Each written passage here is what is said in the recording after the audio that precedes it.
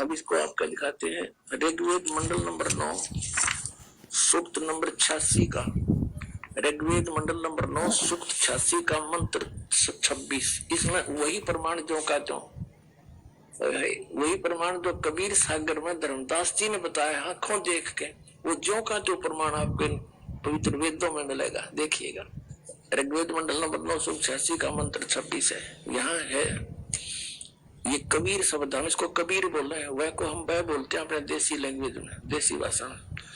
यज्ञ करने वाले यजमानों के लिए परमात्मा, यज्ञ माने धार्मिक अनुष्ठान करने वाले यजमान माने भक्तों के लिए परमात्मा सब रास्तों को सुगम करता हुआ उनके विघ्नों को, संकटों का को मर्दन करता है, नाश करता है और उनको पवित्र करता हुआ और अपने रूप को सरल करता हुआ वह कांति में परमात्मा देखे। इन्होंने इस कबीर का इन्होंने ऐसे संधि छेद करके अर्थ कर दिया सर्वज्ञ, विद्युत के समान क्रीड़ा करता हुआ। या लिखना था वो कबीर देव वर्णीय पुरुष को प्राप्त होता है। वर्णीय माने अच्छे श्रेष्ठ पुरुष को प्राप्त होता है। अपने आत्मा इन्होंने यहाँ कबीर का अपसर्ग लगा के कवि ही बना दिया, अर्थ कर दिया सर्वज्ञ। देखो ये कबीर अड्डो, इसका इन्होंने ये संधि छेद कर दिया। इसका अर्थ यह लिखना था कबीर देव बुद्धिमता ये थी। जैसे उदाहरण के लिए ये यजुर्वेद है, ये यजुर्वेद है, इसका ऊपर रह लगा है, इसको संधि छेद करेंगे इस रह को यहां लगा सकते हैं, दो अपसर्ग। जहां भी इस यजुर्वेद नामक ग्रंथ की महिमा होगी और वहां केवल यजु भी लिखा हो तो उसका अंडरस्टूड अनुवाद करता है लिखना पड़ेगा यजुर्वेद, वो बुद्धिमान है अगर ऐसा लिखता है। इसका अर्थ कर दे यजु का, तो जिसकी महिमा बताई जा रही हो तो फिर उसका ज्ञान कैसे होगा, वो क्या चीज है, कोई पुस्तक है या कोई और वस्तु है। देखिएगा ये यजुर्वेद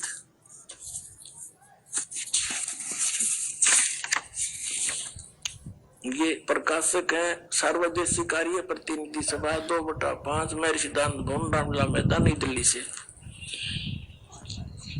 इसके अनुवाद करता महर्षि दानंद सरस्वती आर्य समाज प्रवर्तक, मुद्रक Prince offset printers 1510 Pataudi house Daryaganj नई दिल्ली से। इसके 36वें अध्याय में एक यजु शब्द है, यजुर्वेद की महिमा है। यू है 63 अध्याय 36वां अध्याय। इसका प्रथम ही मंत्र है, इसमें लिखा है रेचम वाचम परपदे मनो यजु, यजु हु परपदे।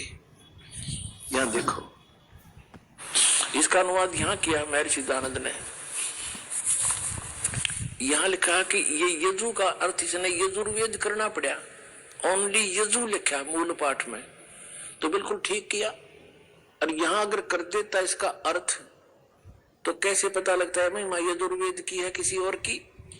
तो ऐसे ही समझो पुण्यात्माओं, जहां पर परमात्मा की महिमा चल रही है, उसकी महिमा गाई जा रही है और वहां ये कवि शब्द है तो कबीर देव लिखना पड़ेगा। और जहां पर कोई कविता के बारे में है तो वो अंडरस्टूड है काव्यकार, उसका अलग अर्थ किया जा सकता। सर्वज्ञ तो हो ही नहीं सकता, कवि कोई सर्वज्ञ हुआ आज तक, इन मारा के सट्टे। अब आपको दिखाते हैं हम फिर ये ऋग्वेद पर आगे यजुर्वेद रख दिया। अब हम यहाँ आगे ऋग्वेद मंडल नंबर 2 सूक्त 86 का ये मंत्र 26 है। हम फिर पढ़ने इसका। कहते यज्ञ करने वाले यजमानों यानी साधना करने वाले साधकों, भक्ति करने वाले भक्तों के लिए परमात्मा सब रास्तों को सुगम करता हुआ उनके विघ्नों को, संकटों को मर्दन करता है और उनको पवित्र करता हुआ और अपने रूप को सरल करता हुआ वह कांतिमान यानी तेजो में शरीर युक्त परमात्मा कबीर देव। यहाँ लिखना चाहिए हमने कबीर देव, बस हम कबीर साहब बोल रहे हैं, ये कबीर देव लिख दे, ये व्याकरण के ज्ञाता कबीर देव लिख देते। हम उसको कबीर देव बोला। कबीर देव माने परमेश्वर, कबीर साहब कह जाओ, भाषा भिन्न है, बाकी उसी महिमा की, उसी परमात्मा की महिमा चारों वेद बता रहे हैं। कबीर साहब ने कहा था, धर्मदास ये चारों वेद मेरी ही महिमा का गुणगान करते हैं। वेद मेरा भेद है, मैं ना मिलूं वेदन के माही, और जौन वेद से मैं मिलूं ये वेद जानते नहीं। ये चारों वेद मेरी ही महिमा बता रहे हैं, लेकिन इन वेदों में वर्णित विधि से मेरी प्राप्ति नहीं, क्योंकि यजुर्वेद अध्याय नंबर 40 के मंत्र नंबर 10 से लेकर 13 तक स्पष्ट कर दिया है कि उस परमात्मा की सही जानकारी तो तत्वदर्शी संत बताओगे, उन तो पूछ ले। ये वेद ज्ञान दाता भी वही है जो गीता ज्ञान दाता है, और वही कुरान शरीफ ज्ञान दाता है। तो ये कहता है कि उनसे पूछो। तो यहाँ पर जो परमात्मा कहते हैं कि जो वेदों में ज्ञान है वो तो मेरे बारे में है, लेकिन मेरे पाने की विधि को ना, क्योंकि ये वेदों में केवल एक ओम मंत्र है। यजुर्वेद अध्याय नंबर 40 के और मंत्र नंबर 15 में कहा कि ओम कर्तु समर कल्वे समर कर्तुम समर, मुझ ब्रह्म का ओम नाम है। 40 में जाके फिर 17वें श्लोक में कहा कि वो परमात्मा तो परोक्ष है, गुप्त है, और मुझ ब्रह्म का ओम नाम है। तो वेदों से इन ऋषियों ने ज्ञान तो था नहीं, तत्वदर्शी संत मिला नहीं। ओम नाम को पूर्ण परमात्मा का मान कर रगड़ा लाना शुरू कर दिया। ये तो ओम का काल का जाप है, ब्रह्म का, इसे जन्म मरण छूटे नहीं, तो वो परमात्मा नहीं मिल सकता इन वेदों में वर्णित विधि से। तो कबीर साहब कहते हैं कि वेद मेरा भेद है, मैं ना मिलूं वेदन के माही, और जौन वेद से मैं मिलूं ये वेद जानते नहीं। वो कौन सा वेद है? श्रीमद् भगवद गीता अध्याय नंबर 4 के श्लोक नंबर 32 में कहा कि अर्जुन, जो सच्चिदानंद घन ब्रह्म ने यानी परम अक्षर ब्रह्म ने अपने मुख से स्वयं आकर के ज्ञान बोला है, वो तत्व ज्ञान है, और उसको मैं नहीं जानता। चौथे अध्याय के 34वें श्लोक में कहा कि उस तत्व ज्ञान को तो तत्वदर्शी संतों के पास जाकर समझ, उनको दंडोत प्रणाम करने से, कपट छोड़कर उसकी सेवा करने से तत्वदर्शी संत तुझे उस परमात्मा का उपदेश करेंगे, परम तत्व का। तो इसलिए कहा है कि तो यहाँ इनको वो मिला नहीं, तो इसलिए कहते हैं गुरु बिन काहुन पाया ज्ञाना, जो था भूषण मूड किसाना। गुरु बिन वेद पढ़े जो प्राणी, समझ अनुसार रहे अज्ञानी। ये सारे अज्ञानी थे, अभी तक वेद भी पढ़े थे।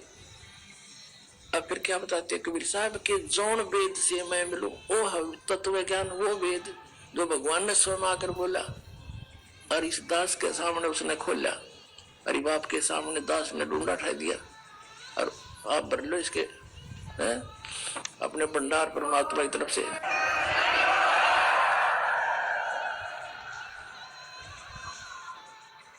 तो यहाँ कबीर साहब कहते हैं वेद मेरा भेद है। तो ये प्रकट हो रहा है कि कबीर है वो परमात्मा जो अपने रूप को सरल करके हल्का तेज पुंज का बना के, जैसे आप जी ने कबीर सागर में देखा, धर्मदास जी ने जब नीचे से कबीर साहब आए हुए थे जिंदा महात्मा के रूप में, एक सिंपल मैन जैसा बॉडी, और जब ऊपर सतलोक में जाकर देखा वही परमात्मा सिंहासन पर बैठे हैं, सिर पे मुकुट है, ऊपर छतर है, और उसके एक रोमकूप में कोड़ सूर्य मिला दे, कोड़ चंद्रमा मिला दे, ऐसा उनके शरीर की शोभा, इससे भी ज्यादा रोशनी है। तब धर्मदास ने परमात्मा पर विश्वास हुआ कि वही है जो नीचे से ऊपर गया था। तब धर्मदास जी ने पूछा, है परमात्मा आपने अपना वो रूप, वो शोभा यहाँ क्यों नहीं शोभा युक्त आए? तो परमात्मा ने कहा जब एज इट इज उसी शोभा उसी तेज पुंज से यहाँ आ जाऊं तो इस निरंजन यहाँ के ब्रह्म भगवान का कलेजा हिल जा, और उस इतने नूर न तुम देख नहीं सकते तरम दृष्टि, वो तो ऊपर की दृष्टि उस आत्मा वाली न्यारी है, उनसे देखा जाता है। इसलिए मैं अपने उस हल्के उस शरीर को सरल करके आया हूँ। या अपने उसमें कबीर सागर में प्रमाण देख लिया, और ये वेद बता रहे हैं कि वो परमात्मा अपने रूप को सरल करके, यानी वहां तो घना नूर है उनका, और जब तब यहाँ आता है अच्छी आत्माओं को मिलता है। देखिएगा ऋग्वेद मंडल नंबर 9 सुख 86 का मंत्र 26 पढ़ रहे हैं हम। ये है वेद ज्ञान, है अपने रूप को सरल करता हुआ वह कांति में परमात्मा कबीर देव, ये कबीर साहब लिखना था ना कबीर देव को, जो कबीर परमेश्वर विद्युत के समान क्रीड़ा करता हुआ, यानी विद्युत जैसी स्पीड इतनी गति से आता है और वर्णीय पुरुष को यानी श्रेष्ठ आत्मा को प्राप्त होता है। और देखो 27 में कमाल कर दिया। ऋग्वेद मंडल नंबर 9 सुख 86 का मंत्र 27 में क्या कहा है? वह प्रकाश पुंज परमात्मा को, जो परमात्मा झूलोक के और तीसरे पृष्ठ पर विराजमान है, वहां बैठा है वो भगवान, वहां रहता है और वहां से चलकर आता है गति करके। अब और दिखाते हैं ऋग्वेद मंडल नंबर 9 सूक्त 82 का है। ऋग्वेद मंडल नंबर 9 सूक्त 82 का और ये मंत्र नंबर 1 देखें। इसमें लिखा है कि जो सर्वोत्पादक प्रभु, सबकी उत्पत्ति करने वाला परमात्मा, प्रकाश रूप, सद्गुणों की वर्षा करने वाला और पापों का हरण करने वाला, वह राजेव, राजेव माने राजा के समान, राजा के समान। देख ये 269 पे कदे नकली फेरनों पे पृष्ठ बदल गया होगा, और ये 270 पे राजा के नंद पढ़ दिया आपने। राजा के समान दर्शनीय है, देखण में राजा के समान है, सिंहासन पर बैठा है और वह पृथ्वी आदि लोकांतरों के चारों ओर शब्दमान हो रहा है। वह वर्णीय पुरुष को, जो दृढ़ भक्त है, उसको पवित्र करता हुआ प्राप्त होता है। उसको मिलता अच्छी आत्माओं को। जिस प्रकार विद्युत यानी आकाशीय बिजली सने वाले स्थानों को आधार बनाकर प्राप्त होता है। अब आगे बताऊंगा, पहले ये पढ़ ले। अब दूसरा मंत्र ऋग्वेद मंडल नंबर 9 सूक्त 82 का मंत्र 2। ये परमात्मा वो किस उद्देश्य से आते हैं? उन भक्तों को मिलते हैं उपदेश करने की इच्छा से आप, उनको तत्व ज्ञान बताने की इच्छा से आप महापुरुषों को प्राप्त होते हो। आप अत्यंत गतिशील पदार्थ के समान हमारे आध्यात्मिक यज्ञ को प्राप्त होते हैं, बहुत स्पीड ताते हो। और आप सर्वजनी कबीर देव हैं, आप कबीर परमात्मा हैं, आप कबीर परमात्मा हो गया स्पष्ट, आप कबीर परमात्मा हैं, शुद्ध स्वरूप हैं। हमारे पापों को दूर करके हे सोम, हे अमर परमात्मा हमको सुख दे। अपने आत्माओं क्या बताया है कि वो परमात्मा सतलोक में रहता है, उसके तीसरे भाग में, तीसरे पोर्शन में, सबसे ऊपर वाले में, टॉप मोस्ट। गरीबदास साहिब जी ने परमात्मा को देखा, कहा अरस कुर्स पर समेत गुमट है, जहाँ सतगुरु का डेरा, और उसके कुर्स पर समेत गुमट है और सवेत छतर सिर मुकुट विराजे, और देखत न उस चेहरे नु, गरीबदास ये वक्त जात है, रो गए इस पैरे। कहते हैं जब तत्वदर्शी संत मिला नहीं और ये ज्ञान समझ में आया नहीं, तो ये मनुष्य जीवन आपका चला जाएगा। और रो गए इस पैरे ने, इस समय ने याद कर करवाया करोगे। ये नकली संतों से पीछा छुटाओ, इस दास के पास आओ और अपना कल्याण करो। बोलो सतगुरुदेव।